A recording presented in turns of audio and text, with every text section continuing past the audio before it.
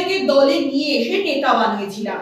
Dilip Ghosh BJP ছাড়বে না, নাম না করে শুভেন্দু অধিকারীকে ইশারা করে বললেন বিজেপির প্রাক্তন রাজ্য সভাপতি। তিনি বলেন, দিলীপ ঘোষ কখনো ভয় পায় না। তৃণমূল কংগ্রেস ছেড়ে যারা বিজেপিতে এসেছিলেন তারা এখন কোথায় যাবেন সেটা নিয়েই চিন্তিত।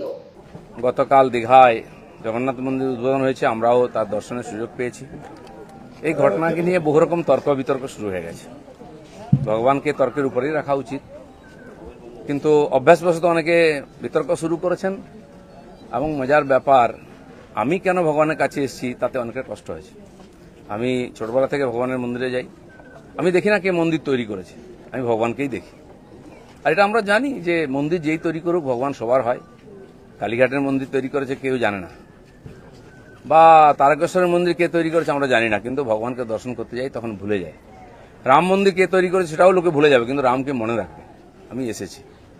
পশ্চিমবাংলায় সবকিছু তো রাজনীতি হয়, হয়েওছে, কিন্তু আমার খুব মজা লাগছে। আমার পার্টির কিছু লোক খুব কষ্ট পেয়েছে, যে পার্টির কর্মীরা কষ্ট পেয়েছেন, হতাশায় ভুগছেন, কেউ কেউ ভাবছে সুসাইড করবে কিনা। আমি বলছি, বিজেপি করতে গেলে হতাশায় ভুগবেন না, চোখের জল ফেলবেন না, কারণ আমরা পার্টি দাঁড় করিয়েছি রক্ত দিয়ে আর ঘাম দিয়ে। যেন বিজেপির কর্মীরা পেছনে তাকায় না, ভয় পায় না, সন্দেহ করে না। যতদিন আমার মনের মধ্যে, আমাদের কর্মীদের মধ্যে সন্দেহ ছিল না, বিভেদ ছিল না, পার্টি এগিয়েছে। যেদিন থেকে এই ধরনের অপসংস্কৃতি ঢুকেছে তখন থেকে পার্টি পিছোচ্ছে। দিলীপ ঘোষ 42 বছর ধরে ঘরবাড়ি ছেড়ে সমাজের কাজ করছে, 10 বছর রাজনীতি করছে। দিলীপ ঘোষের দিকে আঙুল তোলার হিম্মত কারণে, না পক্ষে না বিপক্ষে, যে কোনো ধরনের আমি চ্যালেঞ্জ করছি। যাদেরকে আমি নিয়ে এসে নেতা বানিয়েছি, যারা বিজেপি দেশে করে খাচ্ছে, তাদেরই বেশি পেট ব্যথা হচ্ছে। যাদেরকে আমি নিয়ে এসে নেতা করেছি তারা খুব চিন্তিত ভবিষ্যৎ নিয়ে।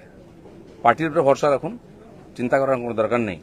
আর দিলীপ ঘোষ পার্টি ছাড়বে কিনা, কোথায় যাবে, অনেকে দুশ্চিন্তাগ্রস্ত, অনেকে আনন্দিত। দুশ্চিন্তা করার দরকার নেই, আনন্দিত হওয়ার দরকার নেই। দিলীপ ঘোষ দরকার হলে রাজনীতি ছাড়বে, কিন্তু পার্টি ছাড়বে না, বিজেপি ছাড়বে না, এটা পরিষ্কার বলে দিচ্ছি। কিছু লোক হয়তো চাইছেন আমি পার্টি ছাড়লে জায়গাটা খালি হবে, সুবিধা হবে। সেটা হওয়ার চান্স নেই, কারণ আমাদের কাছে মিশন পশ্চিমবাংলায় যতদিন না রাজনৈতিক পরিবর্তন হচ্ছে, লড়াই চলবে। আর যে আমার লক্ষ লক্ষ সাথী 10 বছর ধরে আমার সঙ্গে লড়াই করেছেন, রক্ত দিয়েছেন, ঘাম দিয়েছেন, প্রাণ দিয়েছেন, পরিবারকে রাস্তায় বসিয়ে দিয়েছেন, সেটাই আমাদের কাছে প্রেরণা। কেউ বলছে 57 জন শহীদ হয়েছে, তারা ভাবছেন যে 21 সালে বোধহয় বিজেপি তৈরি হয়েছে। তা হয়নি, 257 জন শহীদ হয়েছে, রাজনৈতিক শহীদ। সেই শহীদ ভুলিনি, কারণ আমার সময় তারা প্রাণ দিয়েছেন। তার ফলে 77 সিট জিতেছিলাম, আজকে 1 ডজন এমএলএ আমাদের ছেড়ে চলে গেছে, এমপি চলে যাচ্ছে, পঞ্চায়েত, জেলা পরিষদ, সমিতি চলে যাচ্ছে। কিন্তু আমি বলছি আমাদের বিচারধারা, আমাদের রাস্তা ঠিক আছে।